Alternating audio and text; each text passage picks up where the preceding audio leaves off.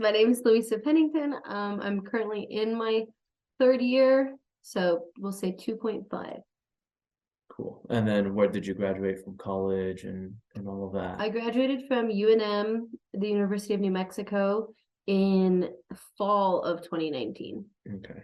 And then was your major originally in education? No, so I have a double major in English and environmental communication, actually. And most of my background was in communication and journalism. Okay, interesting. So then you have a completely different route where you did not go the traditional route of going into an education program and then completing that degree and then going into your testing to get your traditional regular license. Yeah, so I did the alternative licensure. I did OPAL. And now instead of teaching English, I'm actually teaching lower elementary STEM, so science and math. And I was able to obtain my alternative licensure through should I just go into the next question? Like how I got into it? I was able to obtain it through a nationwide organization called Teach for America, which is an AmeriCorps organization. Okay. So. And how long did it take you to finish your training then for Teach for America? So Teach for America, you have to go through like at least 3 interviews. So you do interview processes for like a year, and then you go to like a boot camp over the summer, where they get everybody from the district to go to a school and teach summer school. However, I came about in a very particular year, COVID-19, so I was unable to complete my hours in person, but instead we had to do all of it online. So I've actually, at this point, I probably have like equal amounts online teaching as I do in person teaching. Wow. Okay. That's really interesting.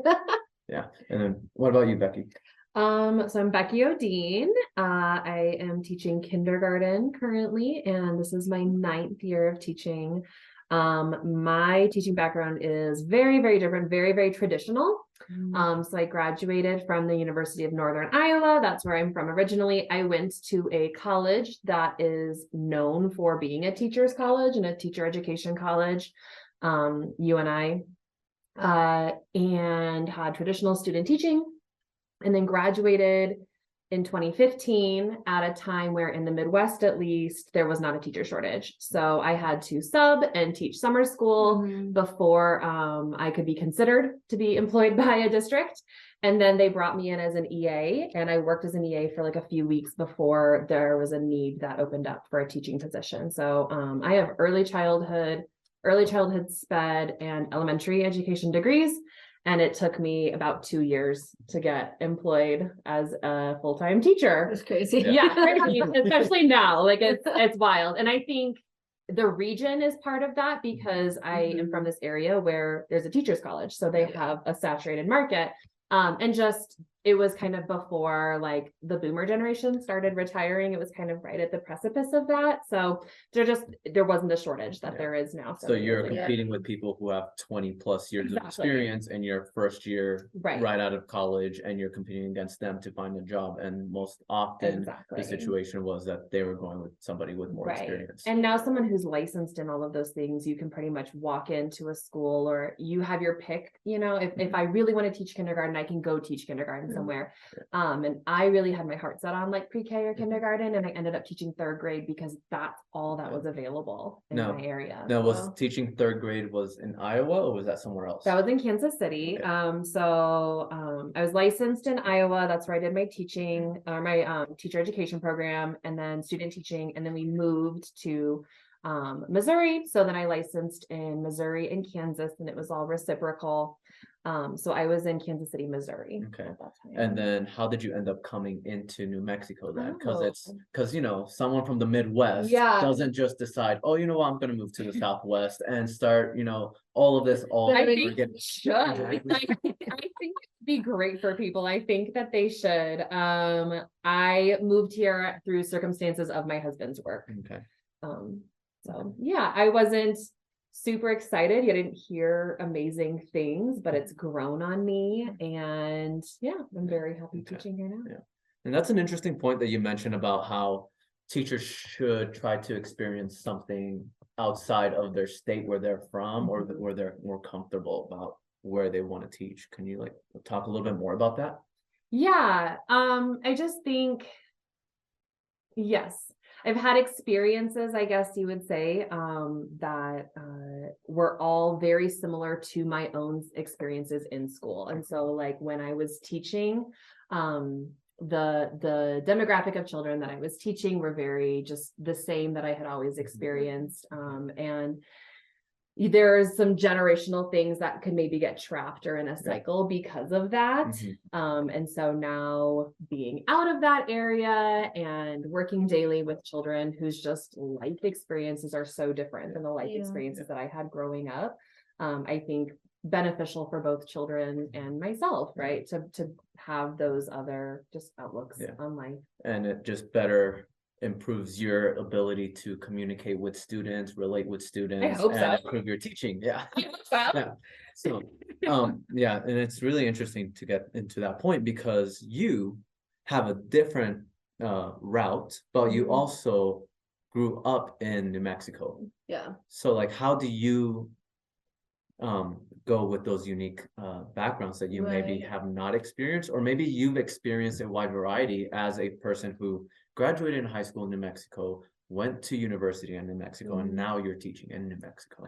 Yeah, when Becki was talking, it was actually making me think of like applying for most, like, because I'm at that age now where I'm like trying to move on to grad school, and I'm even applying for an AmeriCorps program. Her background kind of reminded me of when I was going through these interviews. I would talk about my childhood and like talk about my life, which was like very normal to me. Yeah. And I would be in like Zoom rooms full of people like just from the Midwest or just from the Northeast. Yeah. And I would just like talk about my my educational experience, like, oh yeah, you know, we didn't have a teacher for this whole year, or we went through like 4 teachers in 1 year, and just like sort of because in New Mexico we are like last in education. We also spend like some of the most money though in the nation on education, and especially like our percentage of our budget, our state revenue budget is spent towards more than 50% of our budget is going into education, but it's going through a wide variety of things, not only just like renovation of buildings, but also it includes transportation for some of the students, especially those who live in the very rural communities or like Native American reservations. And so I'm like talking about these normal things, like, oh yeah, we'd go visit my friends like 40 minutes away, or oh yeah, I had to like go from classroom to classroom, and everybody in these interviews would be like, what? And even just like saying that, like, because we're also minority majority state, so even just saying like, oh yeah, you know, there are probably only like 5 white kids in my whole 5th grade class. Everybody also in those interviews were like, what in the world? And so whereas like normally it's like opposite. And so I think like being from here and having these like realities, really, I didn't really realize how unique they were until I started getting older and traveling and like talking to my friends who moved away, or like trying to join programs that were, you know, not in the Southwest even. And so I think like having that background, it's nice to like really understand what it's like to, like, my mom used to, you know, I used to have to ride the city bus, and then I would have to walk another mile sometimes when my mom was like, I'm not going to pick you up. And so it's nice to understand that, like, I have these same realities that some of these kids are going through. It was crazy. I was driving home yesterday and I saw one of our students actually. Oh, no. And I live all the way across town, and I was like, wow, this kid is like traveling really far just to have this education. And I was like, oh, well, here I am driving also just to go teach on this side of town too. So and fortunately we're in a charter school that provides that transportation. So it removes a barrier. So Luisa and I know each other from our previous school, which did not provide transportation, and it was a charter, and it so then not equitable. So we get more diverse within this charter school, because we got people that are 30-40 minute bus drive away to get here, and it's really awesome because now we see more of that diversity and need for more inclusivity for the students within our community. You mentioned that when you were growing up that most kids looked like you, and that's 1000% my experience. So from very rural Iowa, that's very much my experience. Everyone looked like me, but I think I always knew that wasn't my intention for where I was going to go and what my teaching was going to look like. So when I was at Northern Iowa doing my student teaching, you could like request some preferences. And I requested on the thing, like, what's the most diverse experience you can give me? Because I'm not planning on staying here and I want to be better prepared for where I go. And what that looked like for me was I was placed at a Catholic school downtown Waterloo, Iowa, but it's a very transient population. And it was a population of a lot of Burmese immigrants who work at a meatpacking plant nearby. So we laughed, like, it's a Catholic school, like there's like maybe an affluence to it. But that was not the experience at all. And it was a lot of English language learners and just well below the poverty line, and very interesting experience. And I always think about that and how happy I am that I had that experience. It introduced me to a lot of, I don't know, just teaching a diverse population that is so dissimilar from myself, but also making sure that like, I'm not thinking, well, this school is that, so they're going to have this population, right? I thought these things about the school going in, and then it turned out not to be that at all. So then kept that in mind. How did that experience either reshape or confirm you being in this profession? Ooh, hard hitting. Yeah. I think it made me think about kids when they're not at school a lot, right? So our job is to think about and care for kids when they're at school, but that's just a fraction of what their life is. And I student taught in the winter, and we had somewhere around 15 snow days that year. Wow. And it's because it was like well below zero, and it was so cold that the buses wouldn't start, and it was just Northern Iowa, right? And a lot of our kiddos lived in multi-generational households without heat, without basic necessities and things that they needed. And so I think I spent a lot of time just thinking about and learning how to better support families, not just students, but the whole family and the community and what that could look like. And that's something that I definitely took with me then when I went to Kansas City, and when I came to New Mexico as well. Yeah. And is that something that you're seeing, Luisa, with your students like right now or your students in the past? Like taking care of the whole unit instead of yeah, I definitely think that like community health is important to like individual health. And I definitely think that like if you educate, like being able to educate families is like the most empowering thing that you can do. And so like I really like teaching because I can advocate and educate and empower kids, but as an extension, like going to trunk or treat, right, or going to the open house that's coming, like that communication is like the most valuable thing that you can give to help them help their kids grow. Definitely.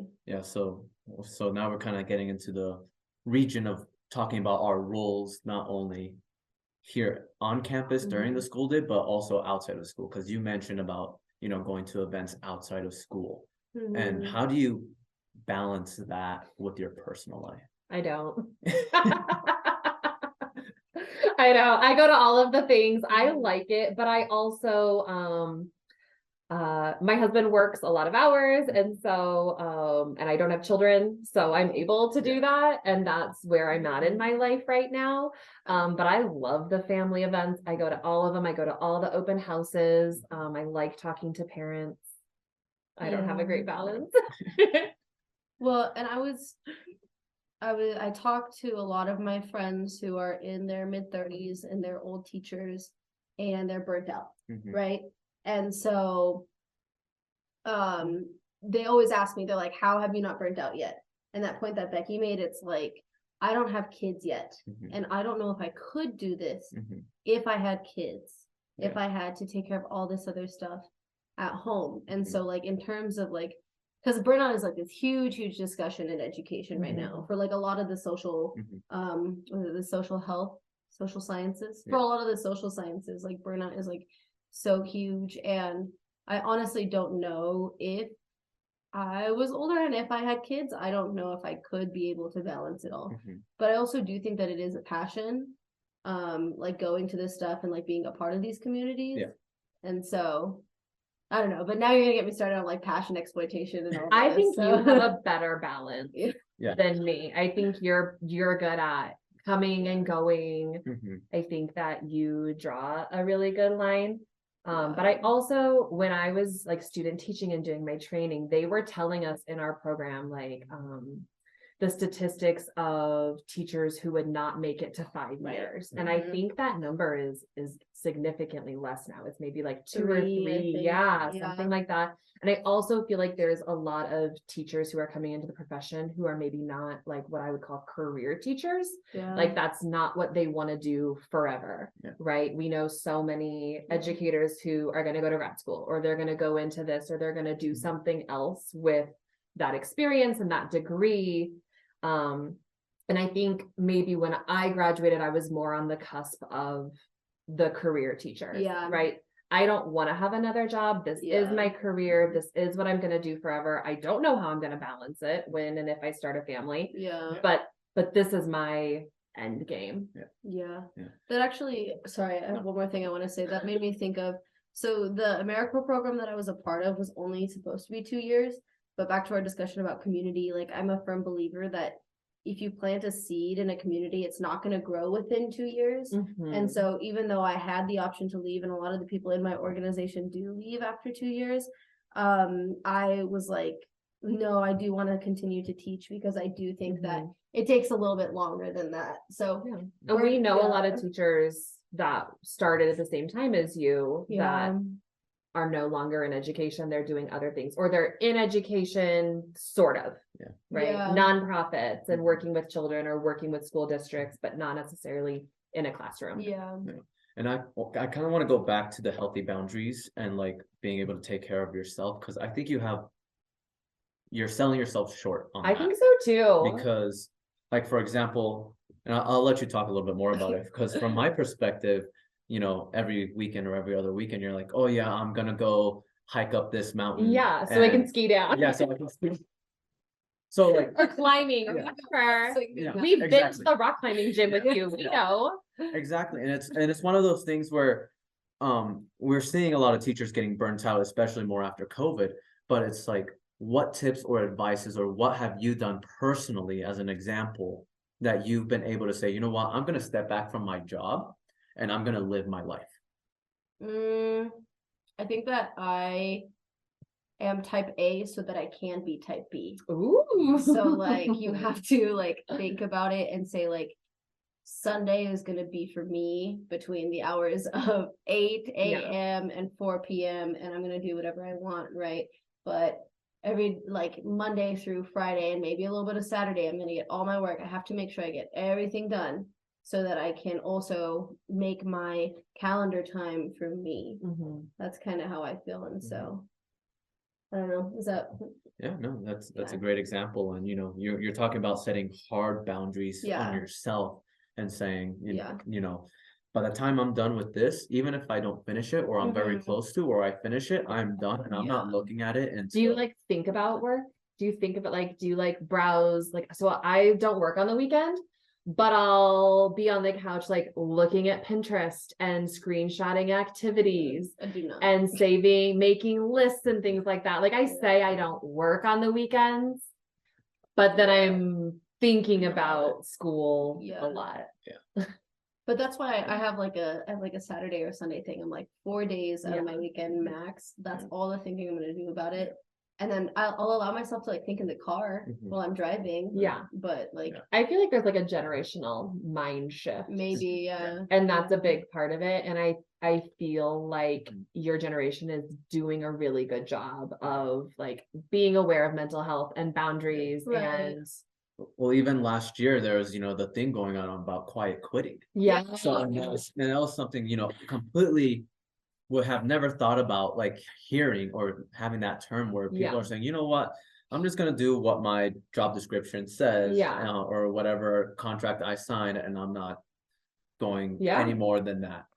So like, it's really interesting how you said that different generations hard, are. Yeah. And so now I have a student teacher Yeah. who is 20 and Wow. is in a generation that's different than me. And so I'm trying to model really good time management and boundaries and things for her, but it makes me very aware Yeah. of my own flaws within that system for Mhm. sure. I'm kind of an in-between generation, I feel like. Yeah. And I'm trying to know better, do better, but having a younger student teacher has made that very interesting. I also think you have to be careful though, like, because my generation, sometimes I'm gonna sound really boomery here, but sometimes I feel like we're swinging too far the other way. Like there's a really nice balance. Like we can't just quit Balance. every year. I'm like, guys, I need help There has doing to- my job. Yeah. Okay. Well, so that's it, right?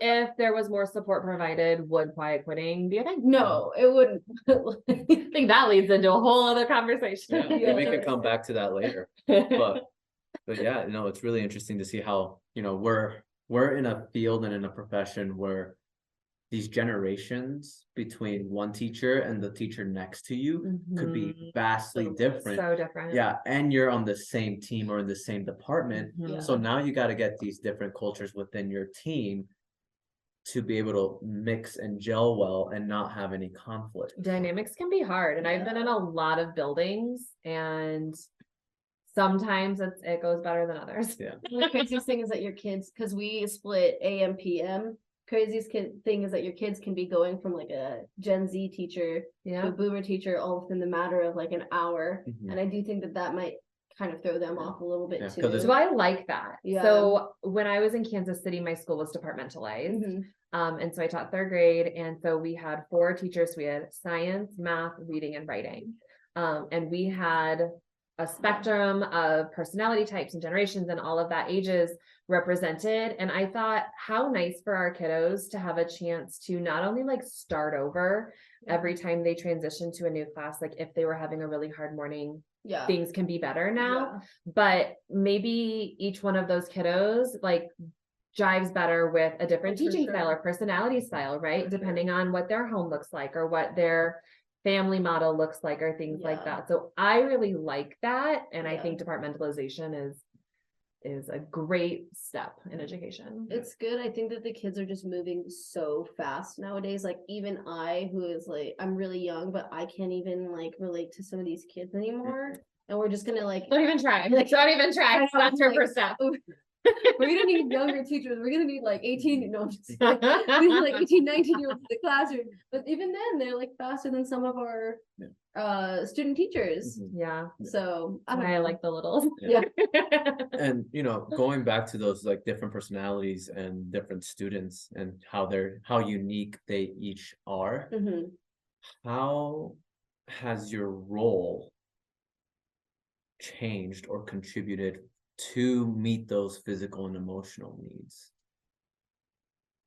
I know that's a lot to think Like about. how are we changing? Yeah, as the how kids are you- changing? Yeah, how are you changing or how are you contributing to their emotional and physical well-being? I think that safety is timeless. Mhm.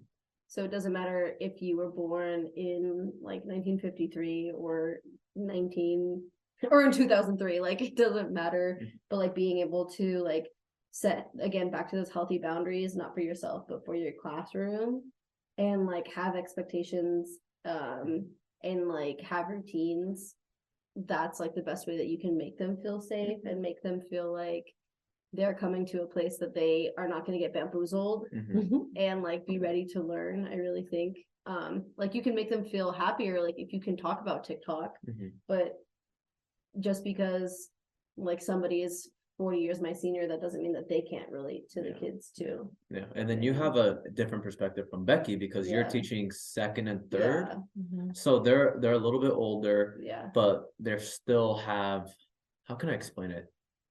They're still eager to learn and do all these things Mhm. compared to Yeah. like high schoolers, Right. but then they're also acting like high schoolers, Yeah. but they don't know that, or they're having a lot of they're doing a lot of unwanted behaviors or negative behaviors, but they don't know they're doing them. Right. So like, Yeah. how have you in a safe space have been able to have these conversations of like, hey, we need to have this talk about this incident that happened in our I class. think you're so good at that. I think that you have made a really safe place for your students to come to you, even if it's embarrassing. I walked into her classroom the other day and her kiddos were having like a conversation with her, and she was saying, yeah, I feel that makes me feel embarrassed too. And it was so relatable, and you could just see the relief on the girl's face.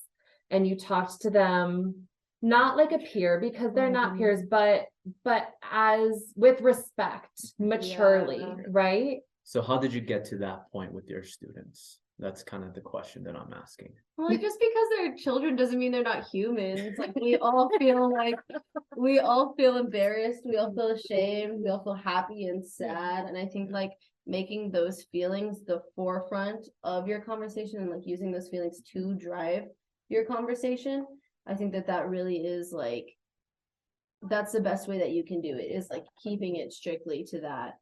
Oh my goodness, yeah, you made me think of something else. I had a friend have an accident in her pants at the age of like 7 or 8, which is a little bit older than they're used to having accidents. Mine have accidents every day. This floor is covered. Yeah. And I was like, you need to go to the bathroom. And she was like, and I said, why not? She said, I'm scared. And I was like, that's okay to be afraid, but like, girl, everybody does it. And I just told her, like, kind of like making light of it too, like kind of being humorous. I was like, it happens to adults, like it's happened to me, and it happens to like everybody in this classroom. And so like kind of like making those big scary feelings, and what is it called when you like kind of disassociate, you caricaturize those feelings and you turn them into like a different story, or like taking them out of body and making them third person. And then it makes it easier, I think, to have these conversations, as long as you're like keeping the emotion at the forefront, kind of like the movie Inside Out. I think humor is so important. I for sure use humor. My students, we're more learning about what those feelings are and putting names to them. So I make space to explicitly teach what are these big feelings? What is it called? What's an appropriate response? What's not an appropriate response? What might it look like in other people? Can that response make me feel scared? Yes. And really personalizing it. Well, when I was feeling that way. So lots of that language. Something that's really helped me too is I've created like an SEL binder, and in the SEL binder we have pictures with titles. And then the biggest thing though is honestly that emotion wheel.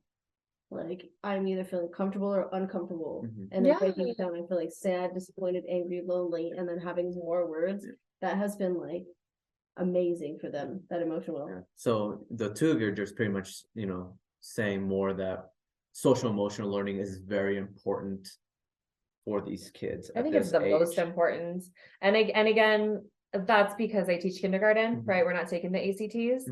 We're learning how to like be functioning humans. And I think it starts in kindergarten. It starts earlier than that, but here it starts in kindergarten. And they have to be able to recognize, process emotions in a way that's healthy.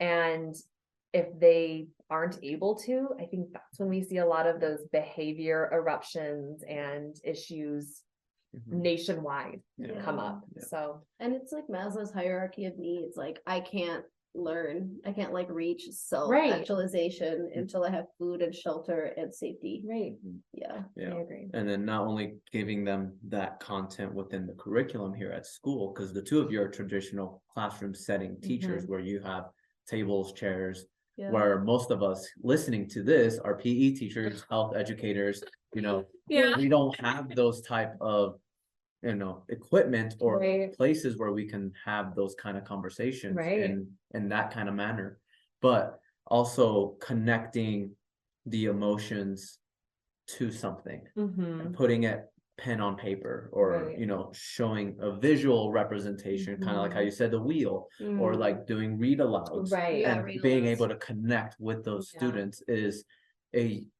for physical educators is a unique way, but it's something that the two of you do pretty much on a daily basis, which is something that us as physical educators or health educators kind of don't think about it, or kind of forget, or but mental health is such an important part of health. Exactly, which is why we've been driving more of the health movement through Shape America. We've also been focusing more on SEL over the last several years, and it's really important for these students, and you're seeing it. We see it from one lens Mhm. and you're seeing it from another lens Mhm. because you're a different kind of teacher, but ultimately we're all seeing the same thing, Mhm. that these kids need to be able to find a safe space, know that they're in a safe space in order for them to emotionally grow, and then later on you see their growth academically as Mhm. well. Yeah. So, And I think that you're in a really interesting spot as a physical educator because, you know, they have this discussion. It's like trauma lives in the body, right? Mhm. And all of us, like K through 12, but I can speak for elementary, like COVID-19 was like trauma for these kids 2 years in a row, living at home. Even if they had a great home life, even if they had support, like just not being at school and like having to do this weird thing in a weird little box, like they're holding some trauma for sure. And for a lot of them, like coming here and like this being their first year, that's traumatic. Mhm. To have your first year as like an 8-year-old and Yeah. you see your peers and they've known how to be in school. Mhm. So that makes you feel othered, right? And so like you being in this position as a physical educator, I think is a nice time to like think about this kind of stuff and have these conversations, because now you can say, okay, what are we going to do with through movement to do some healing in these communities? So you know? incorporate that emotional learning through activities where they're not competing anymore, but now as groups setting goals and learning how to communicate in different ways. Yeah, and I think especially more too with technology rising so much, I'm really like trying to get my kids to go out and just play tag. Like we've played this game called Raptors and Rodents, and I introduced it to them once, and they've asked me to do it every single day now for like a week. And it's literally just tag. Yeah. But it's also like they like it more than the online work. Yeah. And it gives them a chance to just be a kid and just run around and like feel happy and safe and secure in their bodies, you know? And that's really interesting because of all this technology coming up. They just want to run. My kiddos are little and they like that anyways, but I'm trying to get them more towards collaborative games because I feel like that's the social skill that they need to be working on, not necessarily competing, because that's what they do in video games, right? They're competing against the computer or against strangers or whatever. So I want them to like work collaboratively and be able to like communicate towards a common goal. Yeah, that's what I've been working more towards. When you're like 3 and 4, right, and 5, it's mostly like your world is you, like it's you, right? So essentially it's more of we're also teaching kids that there's a time and a place to be competitive, but there's also a time and a place where you have to work together, and it's not about winning and it's not about losing. I see that as a struggle for a lot of our kiddos. Some adults don't even know that. This is true. It's being modeled to them. But so kind of staying in that same topic, how have you collaborated, if any, with a physical educator or with a health educator in your school or in previous schools? I make him come into my classroom in the morning. Sanchez comes to visit our classroom a lot. We're next door neighbors. He spends a lot of time in here. He plays games with us. We do read alouds together in different languages, and they're always SEL read alouds. I also had a great relationship with the PE teacher at one of my other schools in Kansas City. She was just really great. And coming back to like the boundaries and extra events and things like that, she would have a lot of fundraisers and events and open gyms and things like that. And I would always come, and we planned field trips together. She worked with us pretty intensely. We did like a swimming screen, and we did field trips to the Arrowhead Stadium where the Chiefs play, and that was really fun. And we worked together and planned a lot of that stuff so that it would have both like classroom academic standards, and then it would also have the PE standards reflected so that it could be a joint field trip, which was really fun. Tell me a little bit more about those open gym nights. Oh, okay. So those were so fun. She planned them specifically as a fundraiser for field day so that she could get like, we had like a snow cone machine and a petting zoo and different like events and things, like a DJ and stuff like that. So she would do open gyms, I want to say like once a month, and she called them Parents Night Out. And it was very cute. And it was an open gym, and it was a K-5 elementary. And so parents could drop off, and then teachers would volunteer to stay and run activities. We usually had like more open gym stuff, and then we had like activities for littles too if they wanted that.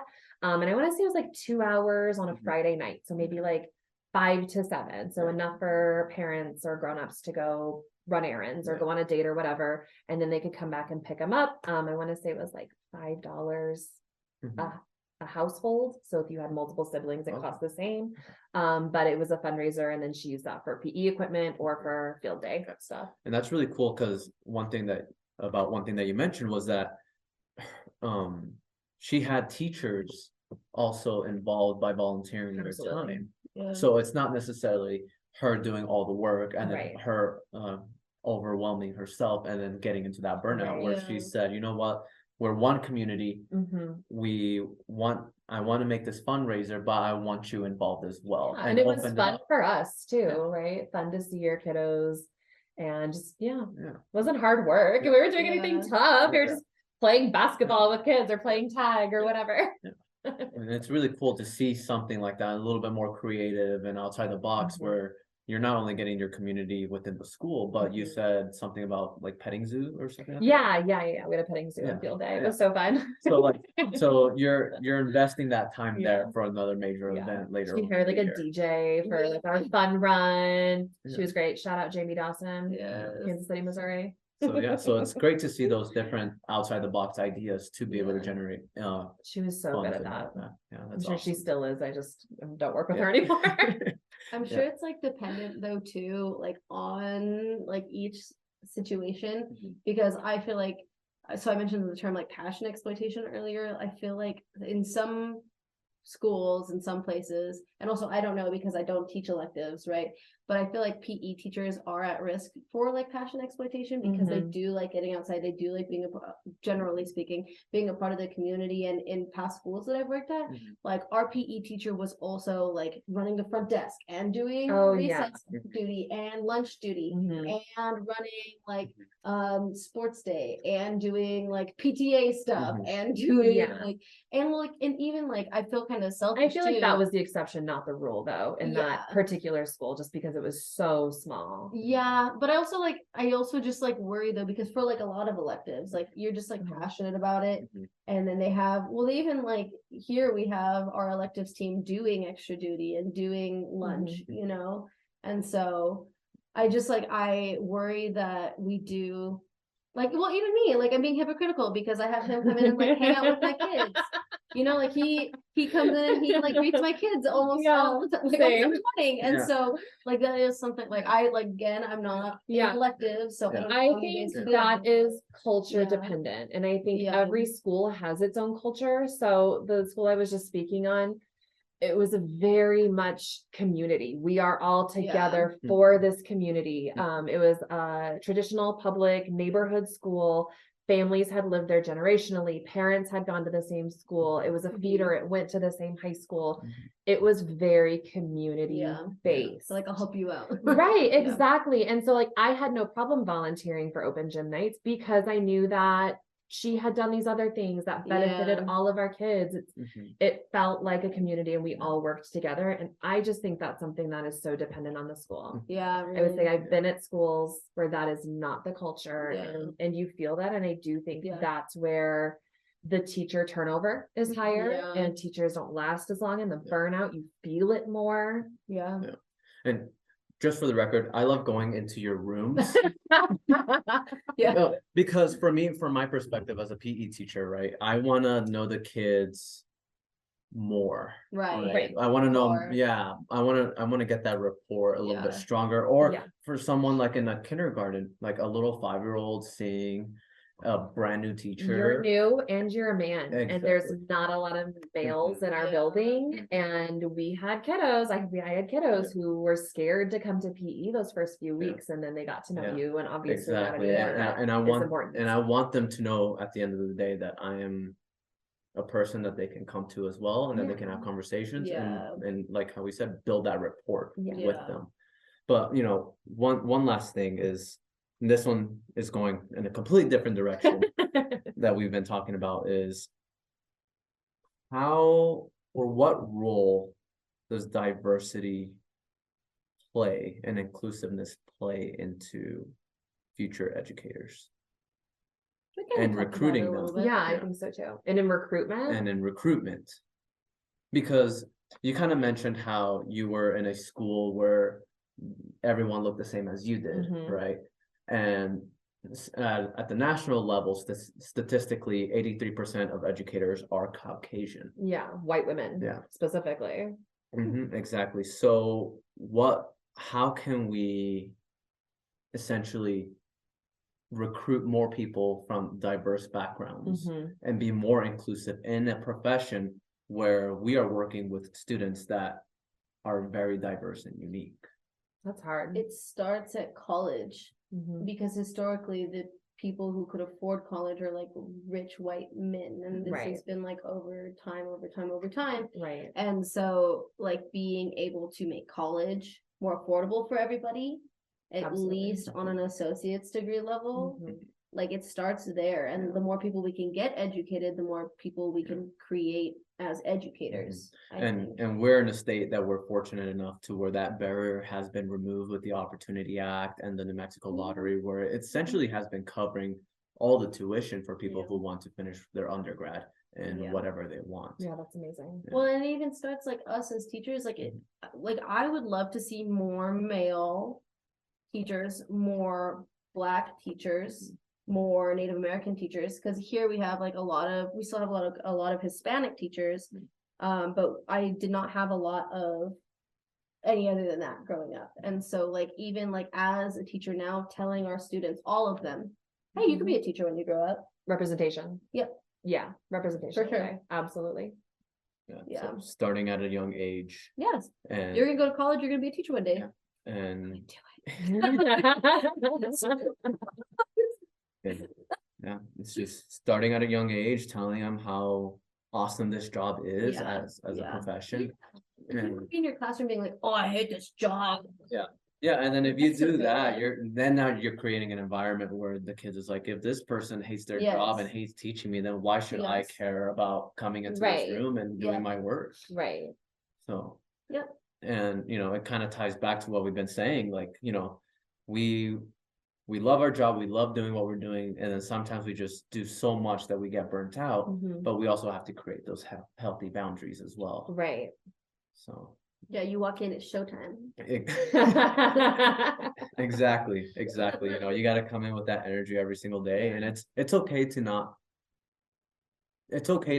not have that every single day, because Yeah. we're all humans When at the I end of the think day. that's representation of being a human. Yeah. Right? Yeah. You are able to have tough days, and Yeah. so are we. Yeah, It's okay to that not too. it's okay to not be okay some days, Yeah. and and I think if the kids see that we're like that as well, they Mhm. relate more, and Yeah. we create the Yeah, stronger community so. within our school and within Building our classroom. relationships. Well, you know what's cool is like at the 2nd and 3rd grade level, if I tell them I'm having a bad day, they actually don't give me a hard day. Mhm. Oh, They're like, same. we will behave. So I'm like, thank you, little humans. If I'm not feeling Yeah. good, I tell my kid, Odeen is not feeling good Yeah. today, and they're so sweet. Yes. So maybe we are right. Maybe we are helping them to be empathetic, and Yeah. we're making a difference in that Yeah. space. Yeah. Creating empathy through transparency. I hope so. And self-advocacy. Yeah. The biggest one. That's a big one. Yeah. Mhm. Once we create that empathy and the transparency, they start to learn and see how they can self-advocate for themselves. Yeah. I hope so. But awesome. Like I said, I just want to thank you for y'all's time, and hopefully we can get something out of it, and somebody else can. So Go PE teachers. Thank you for your service.